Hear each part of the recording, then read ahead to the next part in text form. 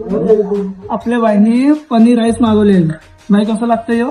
फोडणीचा भात आहे बघा, नुसता कांदा आहे आणि मसाला. म्हणजे झाला 20 रुपयाचा भात, 20 रुपयाचं पनीर, बस दुसरा काही नाही. आपल्या महाराष्ट्रामध्ये जी काही वस्तू भेटते ना ती पूर्ण देशामध्ये कुठंच नाही भेटणार का भाई. टेस्ट नाही, क्वालिटी नाही, काहीच नाही. म्हणजे आपल्यासारखी क्वालिटी काहीच कुठंच नाही भेटणार ही गॅरंटी. यांना माहिती आहे यांच्याकडे देवस्थान आहे म्हणून हे लोक प्रत्येक गोष्टी भाग. पण ही लोक महाराष्ट्राला तो वडापाव 15 ते 15लाच भेटणार.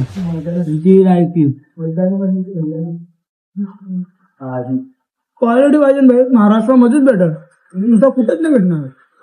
किती रेस्टॉरंट मध्ये जा तुम्ही 180 रुपये भात दिला. म्हणून सांगतो गर्भ बाळा महाराष्ट्रात जन्म झालेला. बाहेर गेला अशी कुत्र्या मांजाची किंमत आहे बघा.